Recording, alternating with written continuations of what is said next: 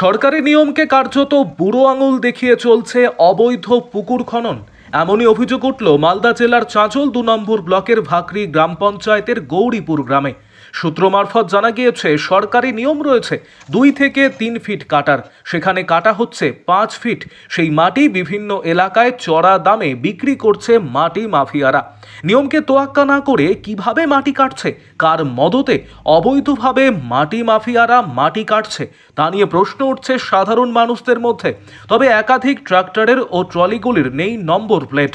ট্রলিতে মাটি নিয়ে যাওয়ার সময় রাস্তাতে পড়তে পড়তে যাচ্ছে মাটি, যার ফলে দুর্ঘটনার আশঙ্কা বাড়ছে।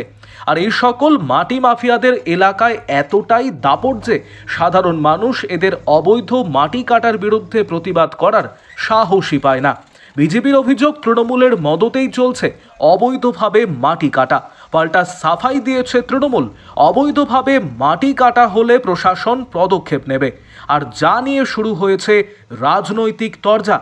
এ বিষয়ে চাঁচল মহকুমার ভূমি ও ভূমি সংস্কার আধিকারিক পীযূষ ব্যানার্জি জানিয়েছেন, আমি জানার পরেই বিএলআরওকে নির্দেশ দিয়েছি বিষয়টি খতিয়ে দেখার জন্য। যদি অবৈধভাবে ৪ বা ৫ ফিট মাটি কাটা হয়, কড়া পদক্ষেপ গ্রহণ করা হবে।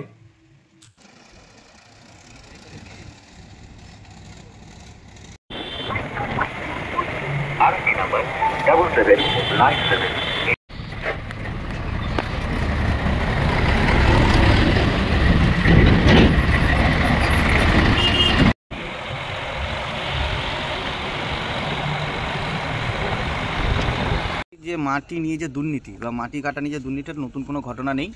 সর্বত্র পশ্চিমবাংলার সর্বত্র মাটি চুরি হয়ে যাচ্ছে এবং অনিয়ম বেনিয়ম প্রায় এলাকাতেই দেখা যাচ্ছে। এখন কোন মাটি মাফিয়া এখন এখান থেকে মাটি তুলে নিয়ে মাটিকে বিক্রি করা হচ্ছে, চড়া দামে বিক্রি করছে। প্রশাসন সব কিছু জানে, প্রশাসনের কাছে সব কিছু ইনফরমেশন আছে, তা সত্ত্বেও তারা কোনো দৃষ্টিভঙ্গি করে না। কারণ এর মোটা অঙ্কের রাজস্ব, মোটা অঙ্কের টাকা কাটমানি তৃণমূল নেতাদের কাছে, স্থানীয় নেতাদের কাছে পৌঁছে যায়।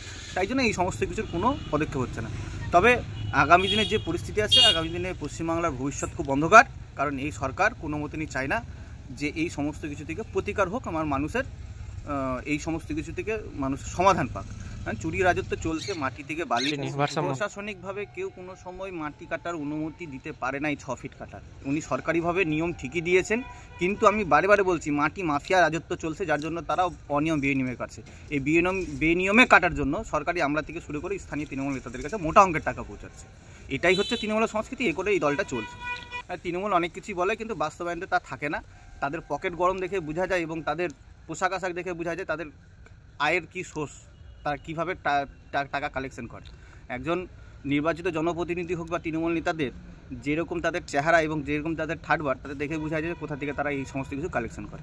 এইটাও বলবেই তৃণমূল মানুষের কাছে নিজেদের ভাবমূর্তি পরিষ্কার করার জন্য মুখের কথা বলছে, এটাই আর কি। প্রশাসন আজকে যারা প্রশাসনিক চেয়ারে আছে তাদেরকে বলবো অবিলম্বে এই সমস্ত কিছু দেখে নিয়ে তার প্রতিকার করার জন্য, যাতে আগামী দিনে মানুষ যাতে কমসে কম একটা প্রতিকার পায়। কারণ মাটি যদি চুরি হয়ে যায় তাহলে আগামী দিনে ভূমি বলে কোনো কিছু থাকবে না এবং আগামী দিনে অনেক রকম সমস্যার সম্মুখীন হতে হবে সাধারণ মানুষকে। কি নাম আপনার? কি প্রসেন শর্মা, ভারতীয় জনতা পার্টি মন্ডল সভাপতি।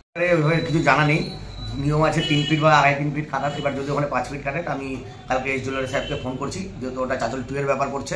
আমি এসডিওর সাহেবকে বলে ওখানে কী কেন হচ্ছে এবং কী কারণে হচ্ছে তার পূর্ণ তদন্ত করে, যদি ওনারা যদি ওইভাবে কেটে থাকেন তাহলে আইনত ব্যবস্থা হবে, আইন যেভাবে ব্যবস্থা আছে সেভাবে করবে। প্রশাসন এখানে অনুমতি দিবে না, হয়তো কেউ লুকিয়ে চুরিয়ে করছে, হয়তো আমাদের নলেজে নেই, কিন্তু যখন আপনারা বললেন কালকে এই ব্যাপার নিয়ে আমরা দেখবো।